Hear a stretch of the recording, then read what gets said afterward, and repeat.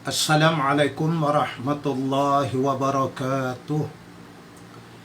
Alhamdulillahi wahda, sadaka wa'dah, wa nasara abdah, wa a'azza jundahu, wa hazamal ahzaba wahda.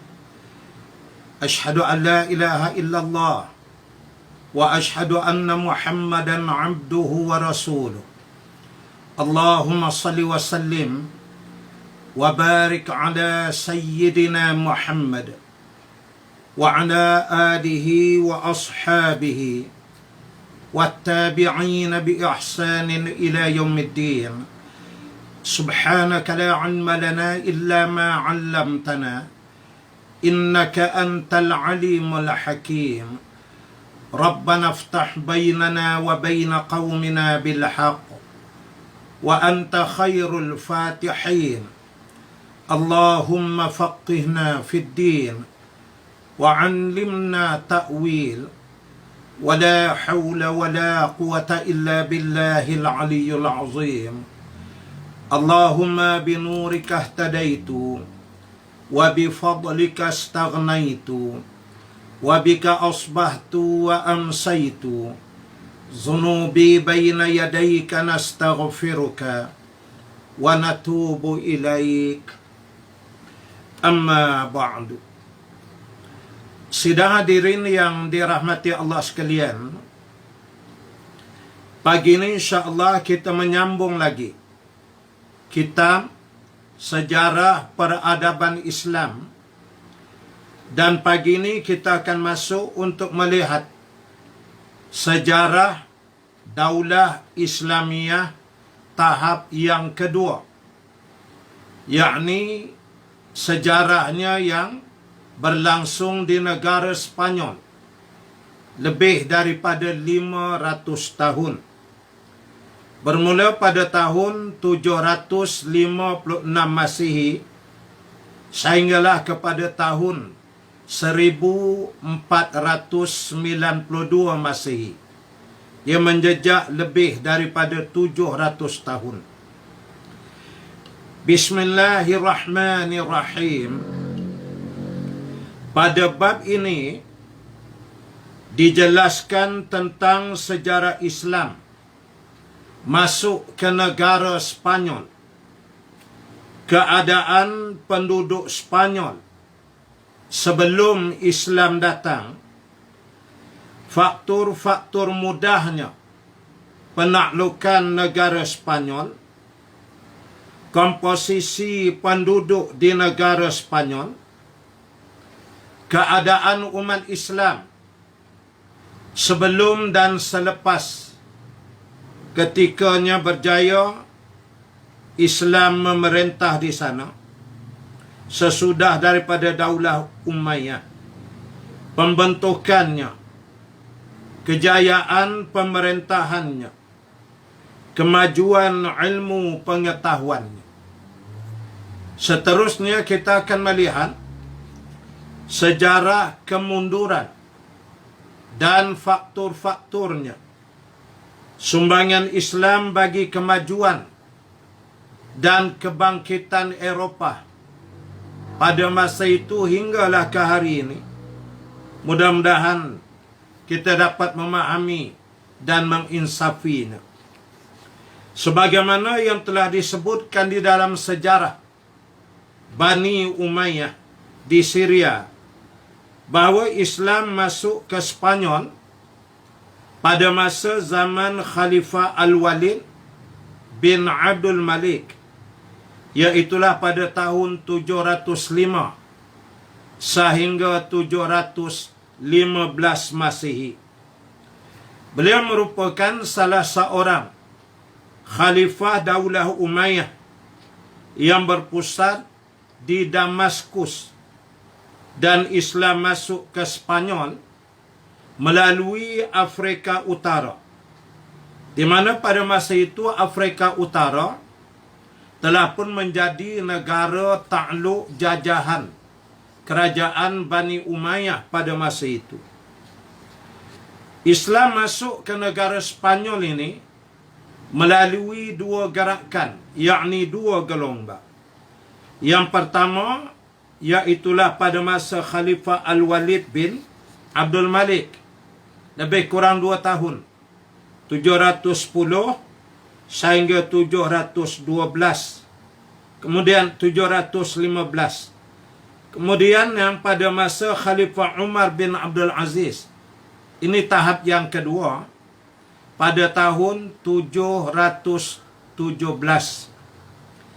Gelombang yang pertama ini dicatatkan dalam sejarah ada 3 daripada kalangan ketua turus tentera Islam yang terkenal dalam sejarah penaklukan bumi Spanyol ini. Pertama, Tharif bin Malik, di mana dia ni sebagai pasukan perintis, pasukan penyelidik.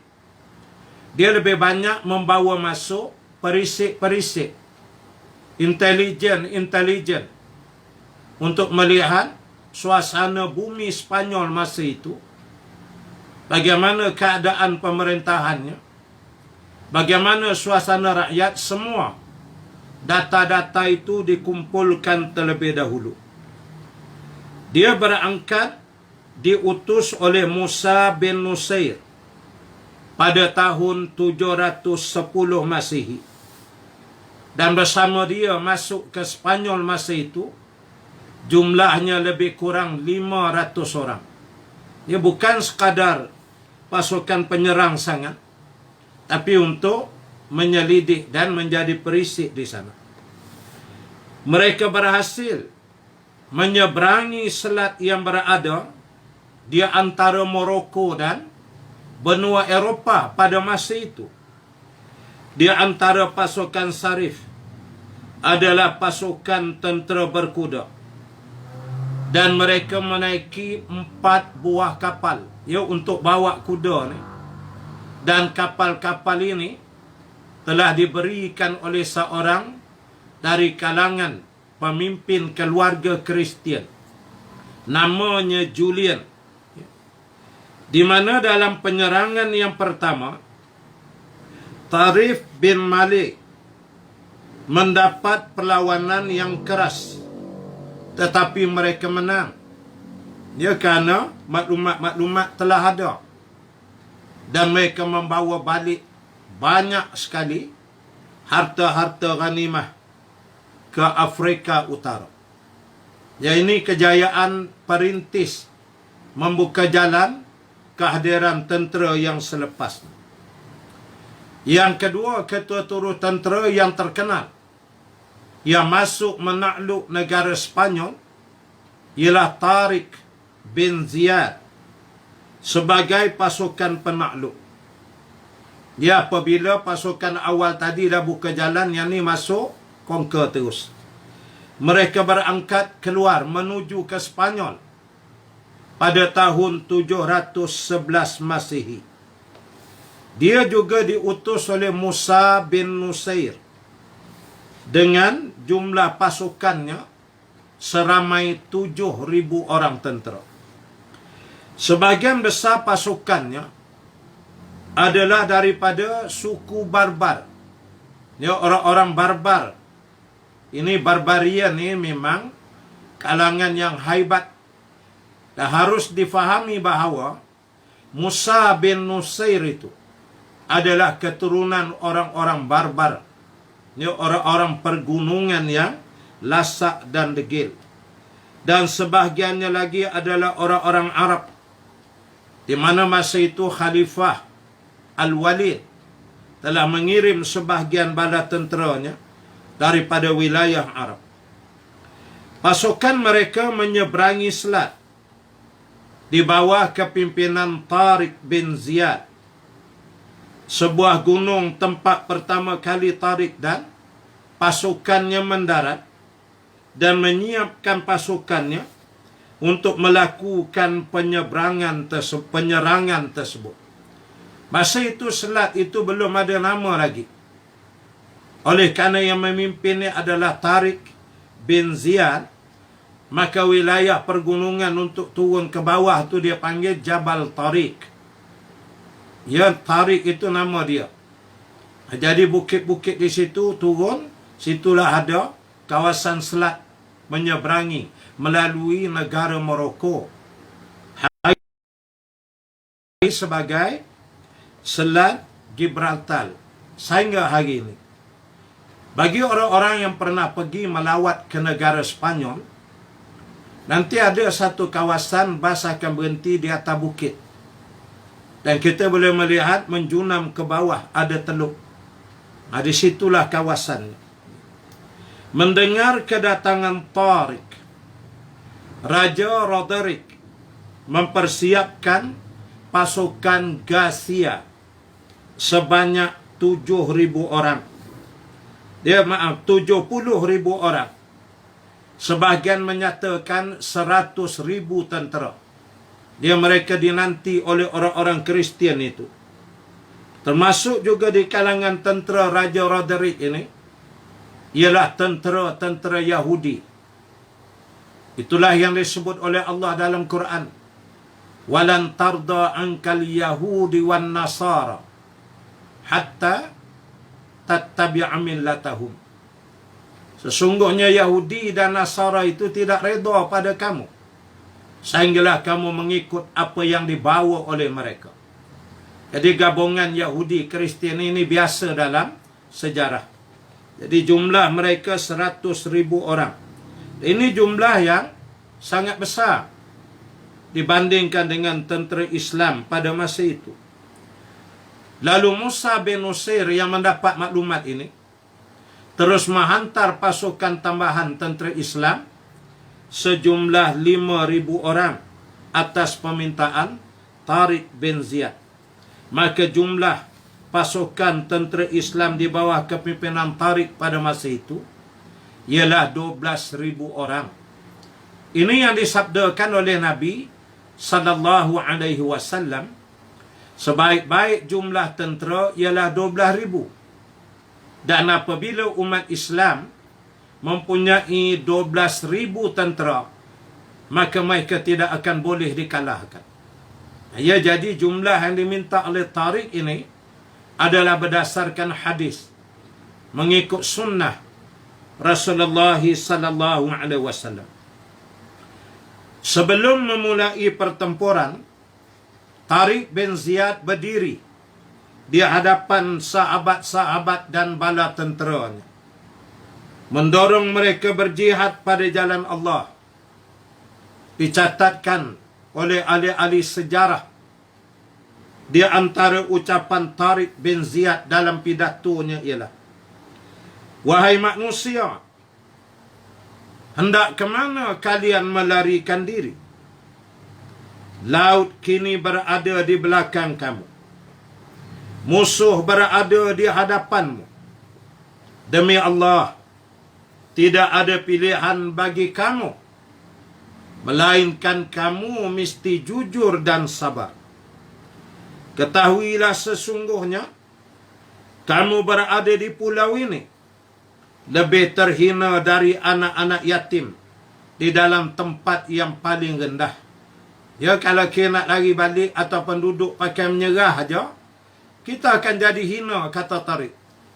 Lebih hina daripada anak-anak yatim yang kehilangan mak ayah dia. Kita akan hina lebih pada itu.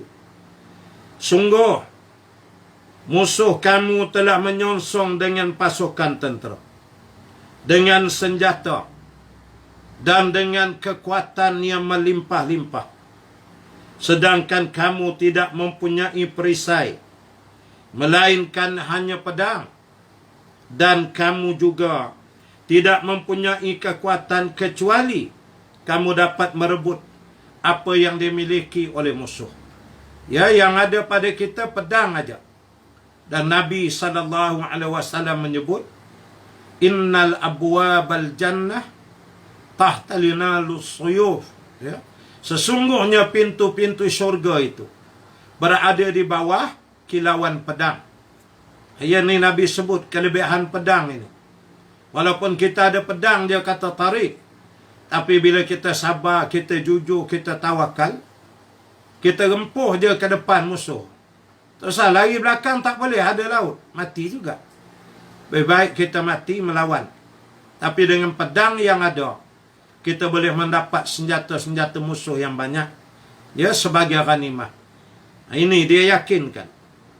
Jika hari-hari berkepanjangan, sementara kamu dalam keadaan terdesak, dan sesuatu apa pun tidak berhasil diraih, nescaya kehebatan kamu pasti lenyap.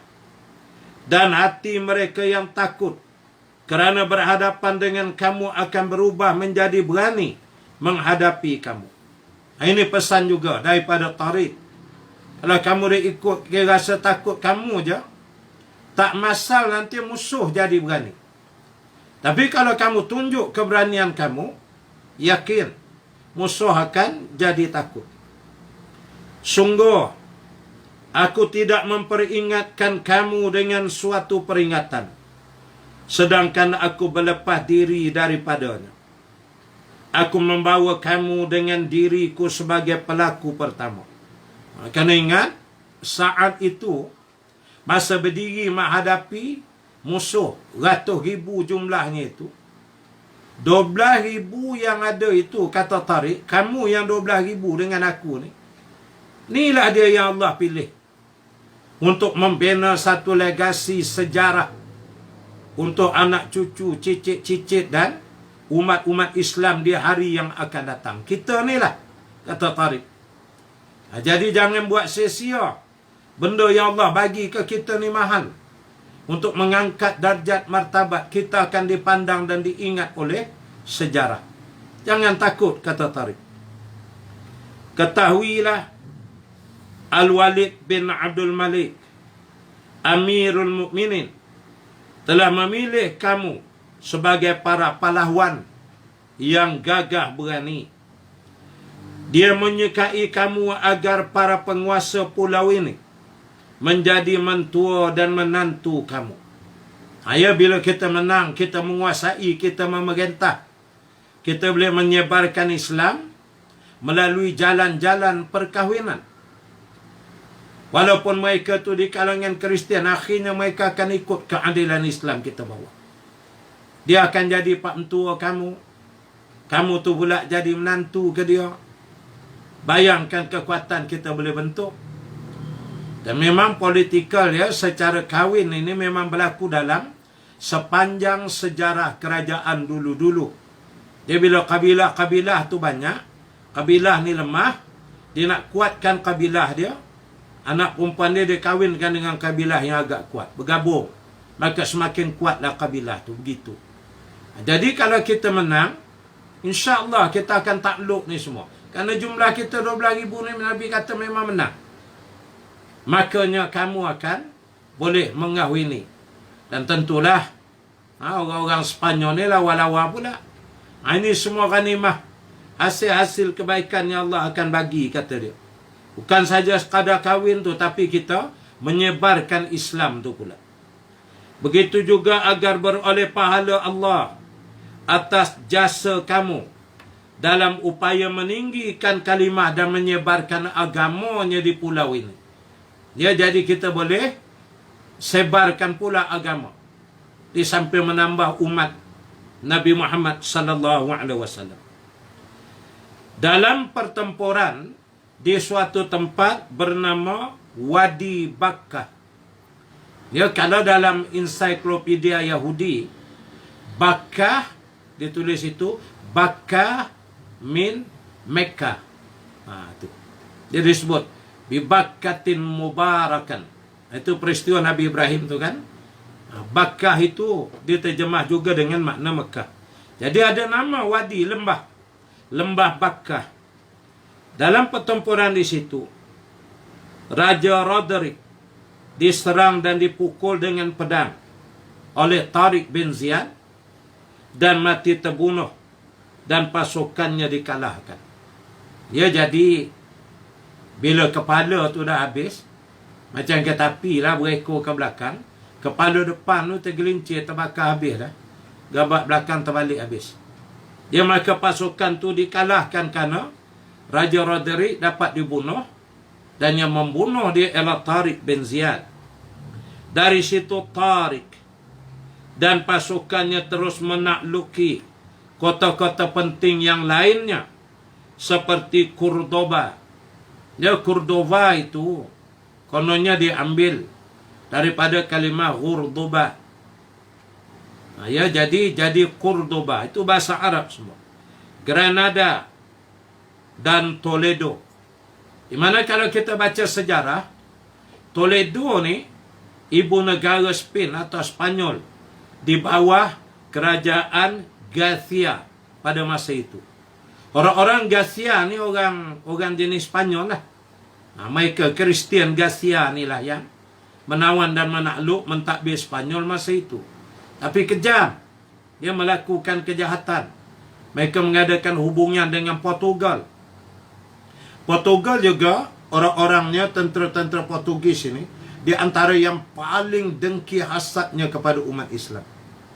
Kalau baca sejarah kerajaan Islam negeri Melaka, Portugal dalam perjalanan nak pergi menyerang Melaka tu, 1511 tumbang jatuh tu, dia sempat singgah di beberapa pelabuhan yang umat Islam sedang berlabuh, ataupun dia bertembung dengan kapal umat Islam yang dalam perjalanan menunaikan haji. Mereka serang dan bunuh semua umat Islam. Mati syahid di perjalanan, kapal pun dibakar oleh mereka. Ini Portugis memang jahat.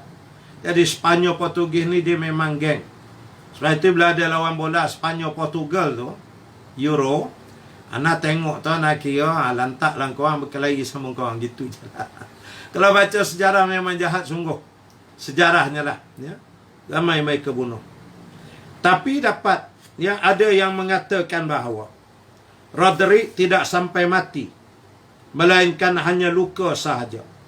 Lalu melemparkan dirinya ke lembah Bakka sehingga tenggelam.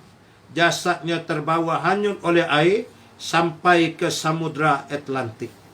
Dia ada yang mengatakan bila dia kena, dia tak mati, dia luka. Dia lari, dia guling-guling-guling, jatuh ke suatu tebing. Daripada Spanyol ni, dia di atas bukit juga. Ya. Makanya bila jatuh ke lembah tu, dia guling, masuk dalam sungai. Sungai ni bawa terus ke laut. Dan laut tu bukan laut yang kecil, ya, lautan Atlantik. Dicatatkan di dalam sejarah, selepas daripada itu tidak ada siapa yang tahu bagaimana penyudahnya Raja Roderick ini, kehidupan dia. Adakah dia hidup, dia bina balik kerajaan di tempat lain, wallahu alam. Dia tidak ada catatan dalam sejarah. Kemenangan yang dicapai oleh Tariq dan pasukannya dalam penyerangan pertama ini membuka jalan bagi penaklukan lebih luas lagi bagi Tariq. Selain itu, Musa bin Nusair merasa ingin turut serta untuk membantu pasukan Tariq. Dia yang menjadi pemimpin di kerajaan pusat pun naik semangat. Kalau macam ni tak apa, saya join sekali, kata dia. Itu yang kedua. Yang ketiga, pahlawan tentera Islam yang bersama ekspedisi masuk menakluk negara Spanyol ialah Musa bin Nusair. Dia berangkat dengan pasukan besar menyeberangi selat pada tahun 712 Masehi, dan satu persatu kota yang dilaluinya dapat ditaklukkannya. Oleh kerana pemimpin di peringkat pusat, Raja Hadari itu telah mati terbunuh, maka jadi lemahlah kerajaan dia. Gubernur-gubernur atau wakil-wakil kerajaan yang ada sudah semacam tidak ada riayah. Dia tidak ada perlindungan. Nak minta bantuan daripada tentera pusat pun, puluh ribu yang berkumpul pun habis dibantai oleh tentera Islam. Jadi mereka menjadi lemah. Menyebabkan Musa bin Nusair sambil lalu je dia acah, dia ugut, dia getak sikit je habis, dia tawan semua. Antaranya Sidonia, Carmona, Seville dan Merida. Dia dan pasukannya bergabung dengan Tariq bin Ziyad di Toledo. Ya, di Toledo. Selanjutnya keduanya berhasil menguasai seluruh kota-kota penting di Spanyol, termasuk di bahagian utara. Dia di bahagian utara Spanyol tu, daripada Saragossa sampailah kepada Navarre. Ini habislah. Makna dari hujung ke hujung, sukat jengkal, habis ditakluk oleh umat Islam pada masa itu. Pada saat mereka hendak melanjutkan pertempuran sampai ke pergunungan Pyrenees di utara dan selatan Perancis, datang panggilan dari Khalifah Al-Walid bin Abdul Malik untuk menghadap Khalifah di Damaskus dan melaporkan hasil penaklukan mereka. Dia kalau kita buka peta sempadan Perancis tu, dia panggil pergunungan Pyrenees. Situ banyak pokok-pokok pine dan sebagainya. Itu dia punya entry point, ya, pintu awal untuk masuk ke kawasan negara Perancis. Dalam peristiwa peperangan dunia pertama, kedua, apabila ada negara-negara yang menyerang negara Perancis secara darat, ya, selain daripada mereka masuk melalui laut, melalui peperangan di laut yang terkenal, mereka masuk melalui darat. Darat itu juga di antara mereka memintas di kawasan pergunungan Pyrenees ini. Jadi masa itu dah nak gentar masuk dah. Tiba-tiba ada panggilan, ya, daripada Khalifah. Kerana boleh jadi mereka pun dah lama di Spanyol. Khalifah nakkan maklumat, ya, secara fresh. Jadi bagi tahu secara mulut. Andai kata panggilan ini tidak dapat diperkirakan, mereka akan dapat menakluk seluruh Spanyol sampai ke Perancis dan Itali, bahkan seluruh negara Eropah Barat. Kalau tak dipanggil, ini tak di Allah, ya. Kalau mereka gerak terus, tembus sahaja Perancis, maka pecahlah pintu masuk ke Itali. Dapat Venice, Itali itu dengan pelabuhan segala apa situ, maka daripada Itali itu akan terus habis satu Eropah tu, habis semua. Sebab itu orang-orang yang membuat lawatan ke Eropah kalau hari inilah, memang kalau mereka pergi naik kereta api ke atau naik bas ke, tapi berduit banyak sikit lah, mereka boleh rentas pergi sampai ke Perancis, tengok Eiffel Tower, pergi ke Itali. Dia dekat-dekat je. Ya, kalaulah Khalifah tidak memanggil, nescaya habis dah semua.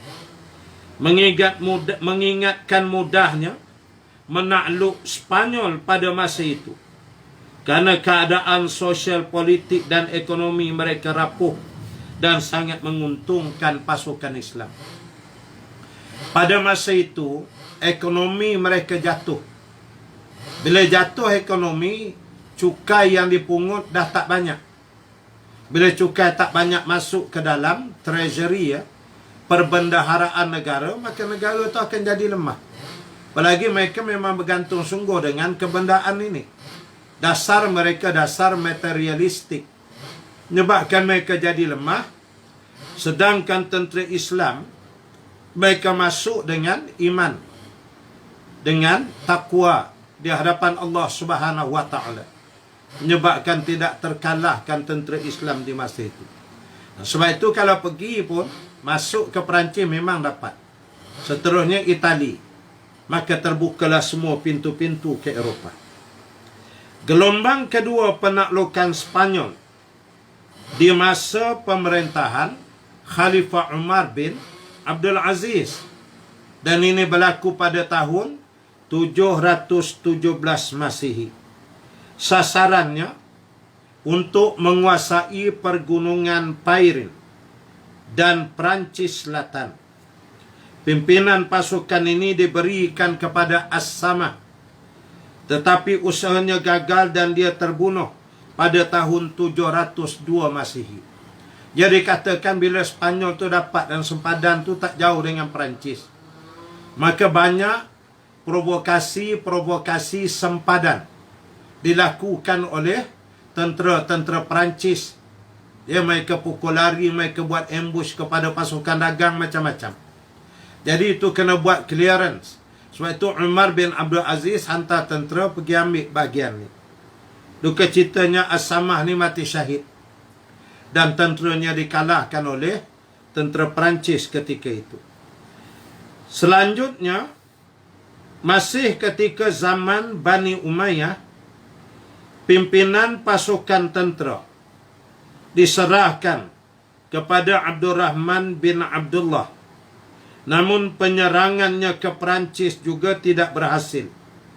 Dan tentera-tenteranya terpaksa berpatah balik, bertahan di negara Spanyol. Ya, jadi tak mudah juga nak masuk tu. Sebabnya bila satu demi satu bandar di Spanyol tu dapat ditawan oleh tentera Islam, tentu berita tu sampai ke Perancis kan. Maka mereka tu dah bersedia dah. Apa-apa dia orang datang je kita bertahan. Dia dah agak dah. Itu yang menyebabkan agak sukar. Dia kerana ada persediaan mereka.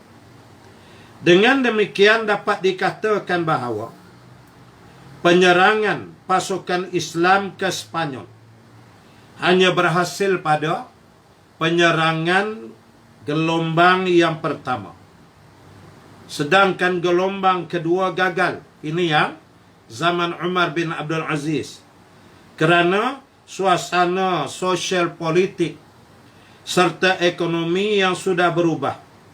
Walaupun hanya dalam rentang waktu yang sangat singkat. Lebih kurang 5 tahun. 712 ke 717. 717 Umar bin Abdul Aziz naik. Dalam 5 tahun ni rupanya Perancis dia build up ekonomi dia. Ya, jadi dia punya kekuatan menyebabkan tidak mudah untuk diserang dan ditawan. Yang ni kata mereka sangat-sangat dikesali. Ya, kalaulah tidak khalifah memanggil balik tadi, lama dah dapat ditawan Perancis, Itali dan wilayah Eropah Barat. Dulu Spanyol sebelum Islam masuk berada di bawah kerajaan Romawi. Dia kadang-kadang disebut Byzantium. Dia ada 2 pahlawan dia yang terkenal dalam sejarah. Kalau di darat namanya Ben-Hur. Namanya Heracles. Itu di darat. Kalau di laut namanya Ben-Hur. Itu memang dalam sejarah ini 2 yang sangat terkenal. Tapi semua mereka ni ganap dipukul habis dia oleh tentera Islam dalam sejarah. Bangsa Romawi dapat menguasai semenanjung itu. Ya, yakni wilayah negara Spanyol ini pada tahun 133 Masehi. Di masa pemerintahan mereka ini masuk pula sejumlah besar orang-orang Yahudi. Ya, kita kena sedar Yahudi ni merupakan bangsa yang bila dilaknat oleh Allah, mereka tak ada negara. Dia berterabur seluruh dunia. Sebab itulah akhirnya mereka dapat Palestin, mereka berkumpul di sana. Mereka hadir ke Palestin bukan untuk hidup, tapi untuk dikuburkan oleh umat Islam di sana, kata ulama. Namun saat ketika mereka tidak punya negara ini, mereka bertebaranlah di mana-mana di atas muka bumi ini. Maka antaranya mereka hadir dan datang ke negara Spanyol. Suku-suku Vandal pada abad ke-5 dapat menyerang bangsa Romawi. Sejak itu nama Spanyol berubah menjadi Vandalusia. Ini Vandalusia ini diambil daripada kalimah Vandal. Ia nama kabilah yang berjaya mengalahkan sebahagian tentera Romawi lalu mereka tawan wilayah itu. Ditukarlah nama tu kepada Vandalusia. Kemudian bila datang sahabat-sahabat, datang generasi tabi'in, tentera Islam masuk, berjaya menawannya, maka mereka ubah. Daripada Vandalusia itulah menjadi Andalusia. Ya, negara Andalus. Ya, M. Nasir ada buat lagu Andalusia kan. Andalusia itu dari kalimah Vandalusia. Pada awal abad ke-6, lebih kurang 507 Masehi, suku-suku Gazia Barat telah dapat pula menyerang Spanyol dan mereka menyisir bangsa Vandal ke Afrika. Dihalau.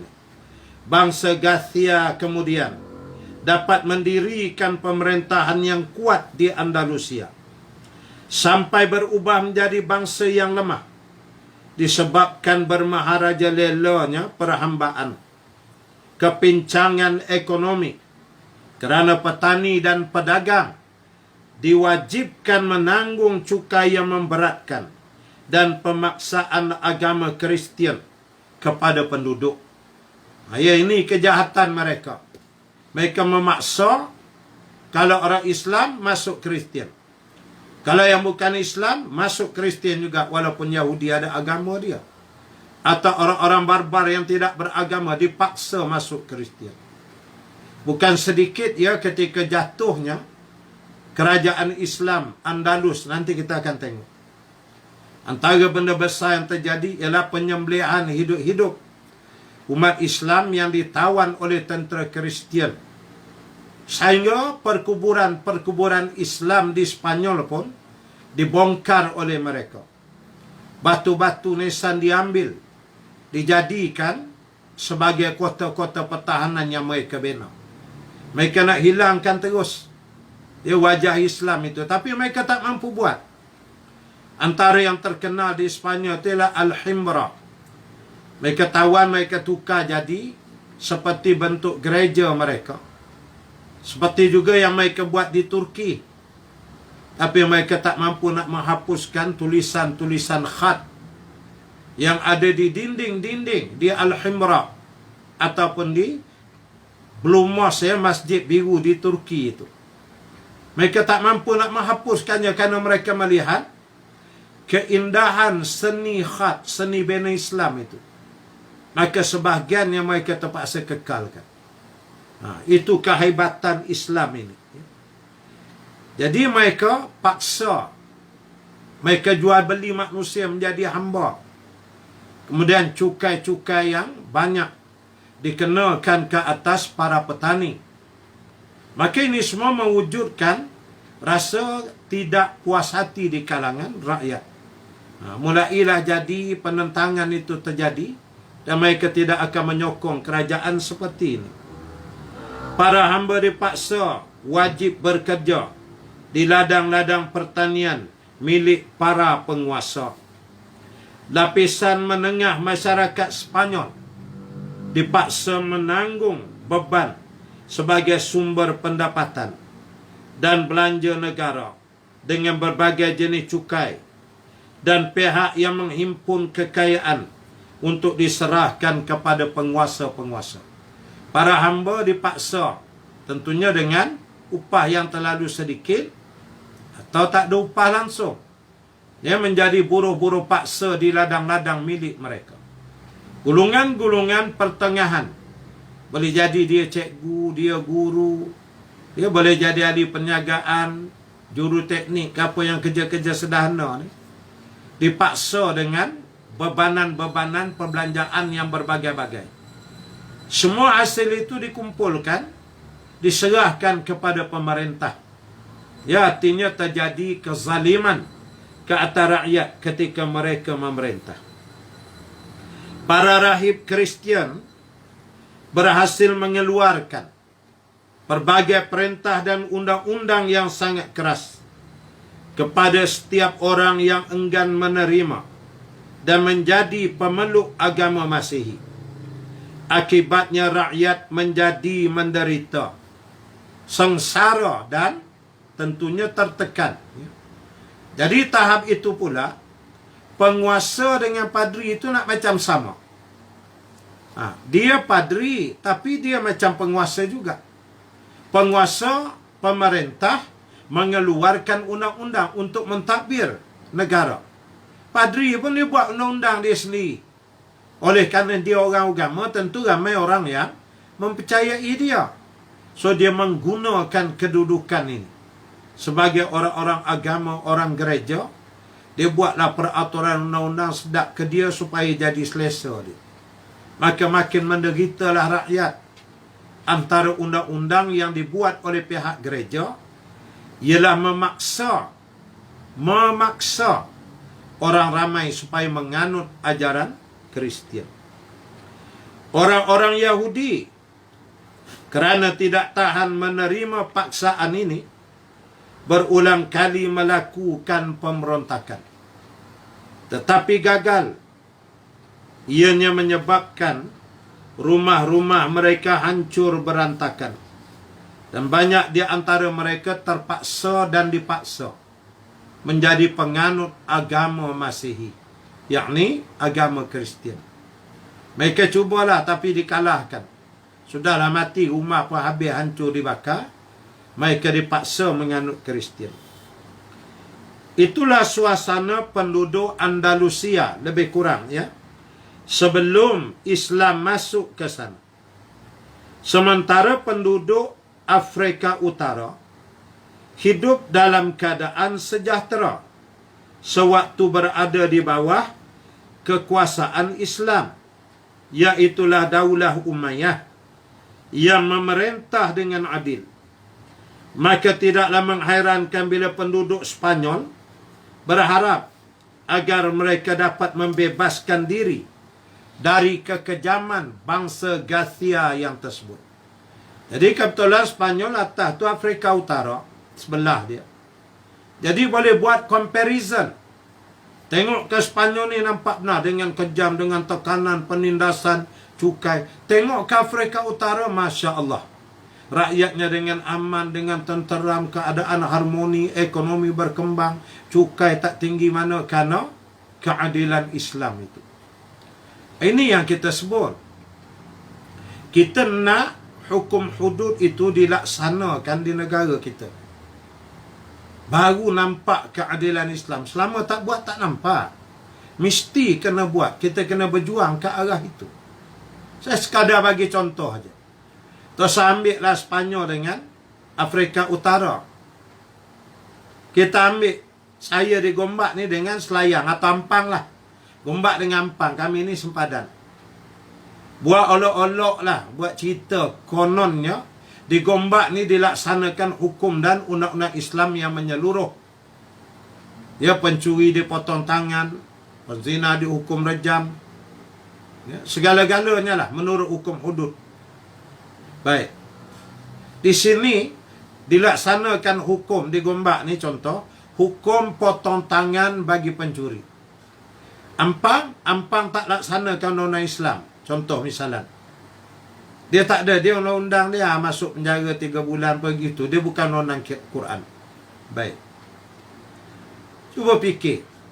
Kalau kira seorang pencuri, agak-agak lah, dia nak mencuri di mana? Di Gombak ke di Ampang? Cuba fikir sendiri.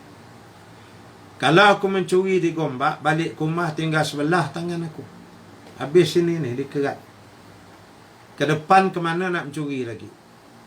Nak memegang dah tak boleh, dah tak ada jari ni, habislah. Fungsi jari tu nak pegang, nak macam-macam. Macam mana? Makanya pencuri-pencuri akan lari ke mana nak sedap mencuri? Tentu dia masuk ke wilayah Ampang. Ampang kalau aku mencuri, habis-habis boleh tangkap, duduk lokap 2 minggu. Lepas tu setahun pula masuk penjara, makan tanggung. Barang aku curi tu aku sembunyi.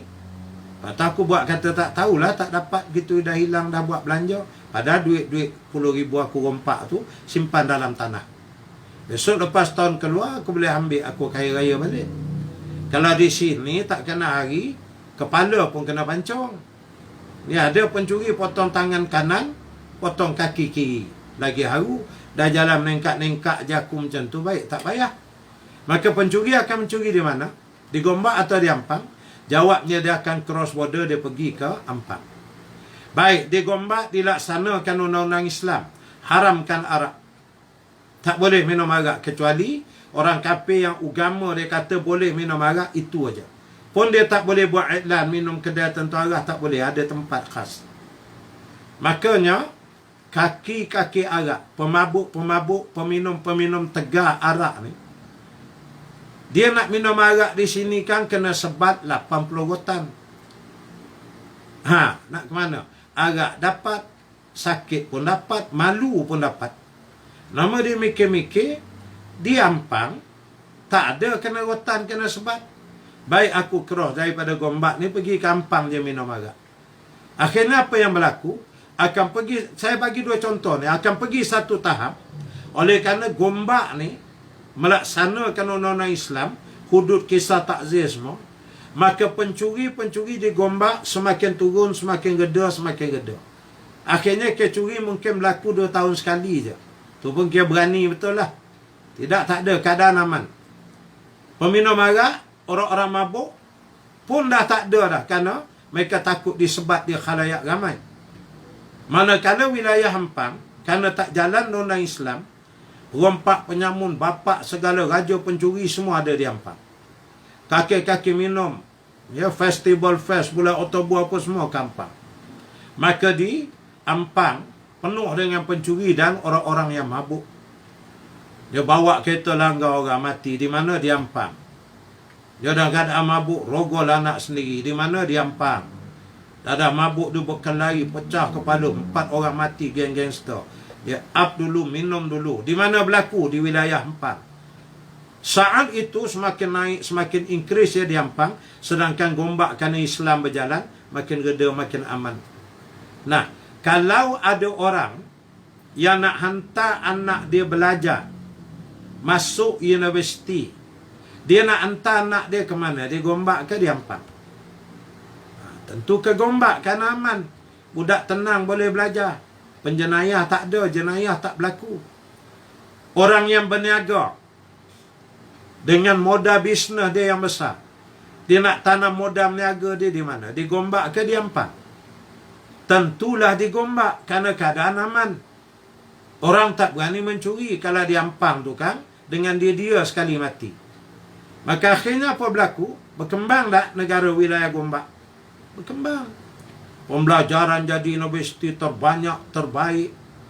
Ekonomi semakin meningkat. Cukainya rendah. Lepas tu dengan sistem zakat, ada fidyah, ada sedekah, ya, ada jariah. Rakyat miskin dijaga, maka harmoni. Orang makin datang lama berkembang. Jadi boleh compare oleh kerana sebelah-sebelah Gombak dengan Ampang tadi, maka orang akan tengok.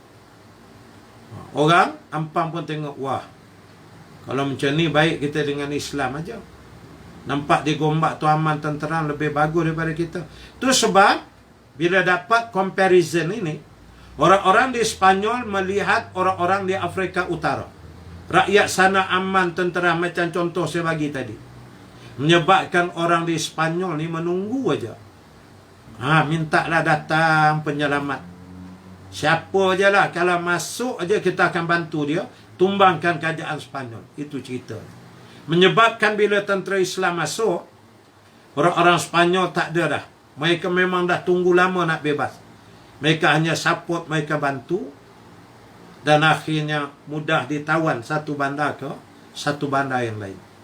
Ini. Kerana ekonomi pun dah runtuh, mereka pun sakit hati dengan kepelbagaian cukai.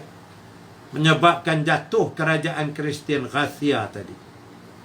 Sementara Afrika Utara dikuasai Daulah Umayyah pada masa pemerintahan Abdul Malik bin Marwan, yakni 685 sehingga 705 Masihi, dan mengangkat Hasan bin Nu'man Al-Ghassani sebagai gubernur di daerah itu. Pada masa Khalifah Abdul Malik, pada masa Khalifah Al-Walid bin Abdul Malik, gubernur Afrika Utara telah digantikan dengan Musa bin Nusair. Dia memperluaskan daerah kekuasaannya dengan menakluk Aljazair, ya, hari ini Algeria, dan juga Morocco. Habis ditawan. Sehingga hari ini Morocco menjadi juga pusat pembelajaran, ya, universiti-universiti yang hebat untuk didatangi daripada seluruh dunia di Morocco itu. Nah, ini kehebatan-kehebatan yang berlaku. Sewaktu kawasan ini dikuasai kerajaan Ghasia, dia sering menghasut penduduk untuk melakukan rusuhan-rusuhan kaum dan menentang Islam. Yang mereka gunakan rakyat di sempadan ini provokasi Afrika Utara. Tapi setelah kawasan ini benar-benar dapat dikuasai umat Islam, mereka dapat memusatkan perhatiannya untuk menakluki Spanyol. Ya, bila sepenuhnya dikuasai, tentu ada kekuatannya. Dengan hasil negara yang banyak, persenjataan pun dapat diperlengkapkan. Dengan demikian, Afrika Utara menjadi batu loncatan bagi umat Islam dalam menakluk bumi Spanyol. Jadi dia punya pintu masuk tu di Afrika Utara. Kemenangan-kemenangan yang dicapai umat Islam pada penyerangan gelombang yang pertama tidak lepas daripada adanya beberapa faktor dalaman dan luaran yang menguntungkan mereka. Faktor dalaman adalah suasana umat Islam, mulai dari penguasa, tokoh-tokoh pejuang dan prajurit Islam yang ikut bersama dalam penaklukan Spanyol merupakan orang-orang pilihan. Para pemimpin adalah tokoh-tokoh yang kuat. Pejuang dan prajuritnya sangat lasak, bersatu, berani dan tabah menghadapi tantangan kerana dimotivasikan oleh ajaran Islam untuk berjuang pada jalan agama Allah Subhanahu wa ta'ala. Ini di antara unsur-unsur awal kemenangan yang mudah ke Spanyol ni ditakluk, kerana yang datang tu bukan kecil-kecil anak. Sahabat-sahabat, mungkin keturunan para tabi'in apa semua. Mereka ni telah berpengalaman dalam perang yang banyak sebelumnya. Kalau kita baca sejarah sebelum penaklukan Spanyol ni, nak kata banyak mana penaklukan terjadi. Nak menakluk Afrika Utara tu pun, dia ada wilayah-wilayah lain lagi, negara-negara lain, sampai ke perbatasan Austria, Hungary semua, di wilayah Eropah tu. Jadi banyak perang demi perang menyebabkan mereka sudah biasa, kemudian berpengalaman. Taktik strategi juga hebat. Di samping mereka tu sendiri, dia dari kalangan orang-orang yang kental keimanannya. Ketidakmasakan 12,000 bertahan tepi laut, mengempuh 100,000 tentera Kristian di bawah pimpinan Raja Hedorik tadi. Cuba kita fikir. Ya. Ini yang pertama, unsur faktornya. Sedangkan faktor luaran adalah suasana keagamaan, sosial, politik dan ekonomi negeri Spanyol dalam keadaan rapuh dan menyedihkan. Kebetulan umat Islam masuk tu ekonomi tengah down habis. Suasana kelam kabut, keadaan kepimpinan pemerintahannya adalah huru-hara. Suasana keagamaan, kerajaan Garcia tidak toleran terhadap aliran agama yang dianut oleh penguasa, iaitu aliran monofisit. Penganut agama Yahudi yang merupakan sebahagian besar dari penduduk Spanyol dipaksa dibaptis menurut agama Kristian yang tidak bersedia, diseksa dan dibunuh secara kejam. Memang berlaku cara pembunuhan zaman dulu dahsyat. Antaranya saya pernah melengok dalam sejarahnya. Orang tu dibaringkan, kemudian kakinya tu dipalang dengan besi. Lepas tu tepi tu ada seorang yang pusing tu. Jadi besi tu terbuka, terjerit lah. Sampai terkoyak dua, mati. Bukan main-main. Ada tu pula macam katil lah, katil. Dibuat bukan macam, memang katil. Dibuat daripada besi. Dan di bawah tu dinyalakan api. Dibaringkan atas tu. Dikunci pintu besinya, duk jerit dalam tu. Dia tak bagi mati pula. Gaya-gaya nyawa nak habis, dia keluarkan. Maka menanggung penderitaan, kulit yang dah melecur satu jasad, muka dah hangus terbakar. Macam-macam mereka buat. Yang ada yang dia pusing pakai skru di sini. Dia letak tu, dia pusing-pusing, turun, tembus kat sini. Diam situ, mati dah. Macam-macam ya penyiasaan yang dahsyat. Dia paksa untuk menganut Islam itu. Kondisi atau suasana sosial rakyat Spanyol.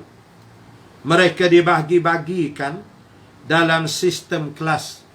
Dikasta-kastakan manusia. Sehingga muncul masyarakat yang melarat, tertindas, dan tidak mempunyai persamaan hak. Human right tu dah tak ada dah, habis. Ia ditekan habis-habisan.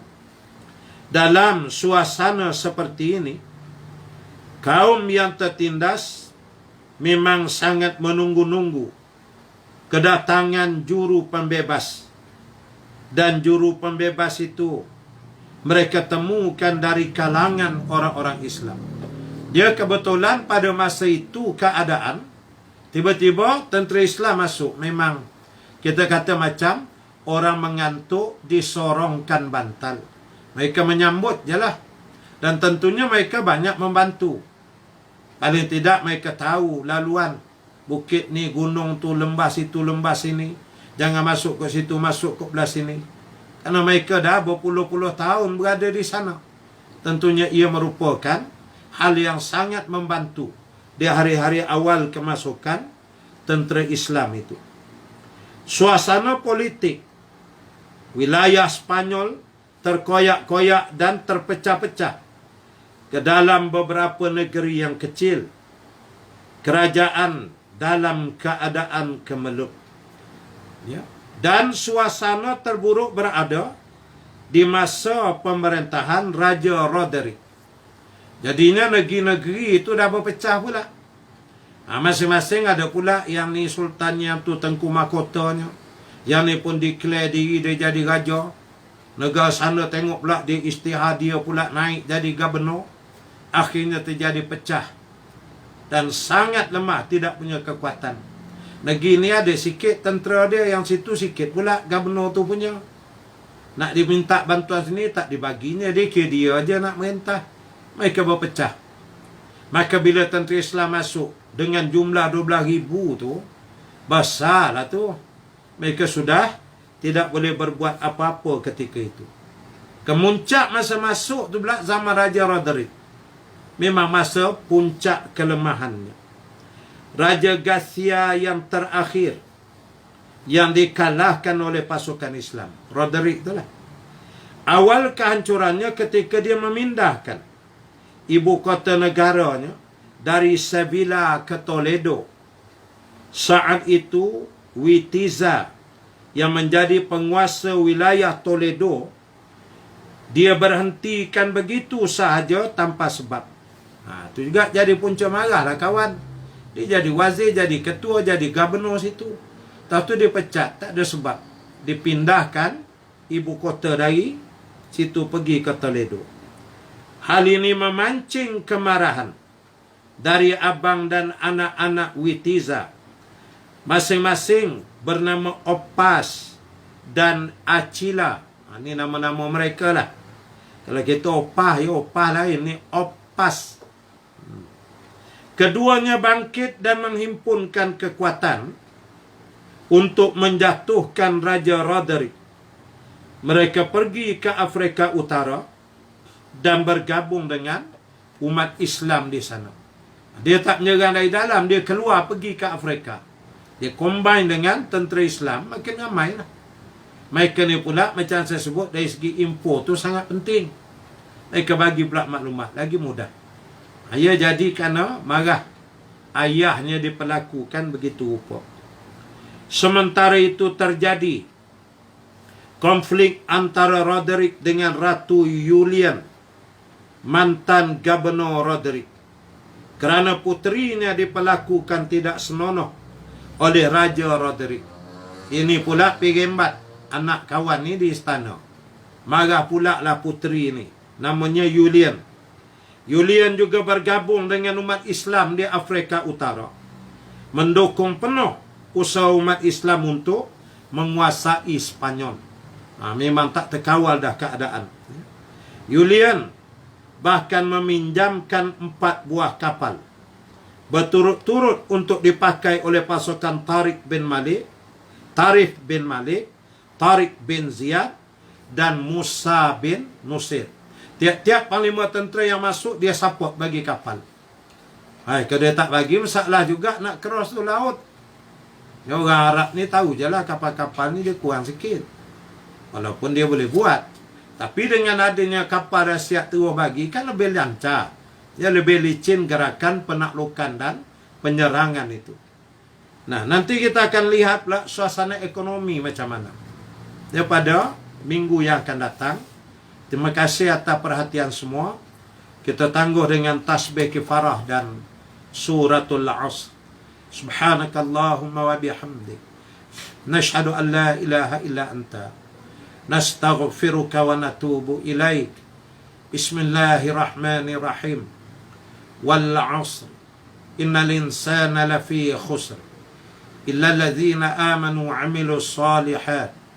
Wa tawasaw bil haqq. Wa tawasaw bis sabr. Wabillahi taufiq wal hidayah. Assalamualaikum warahmatullahi wabarakatuh. Wallahu a'lam. Bismillah.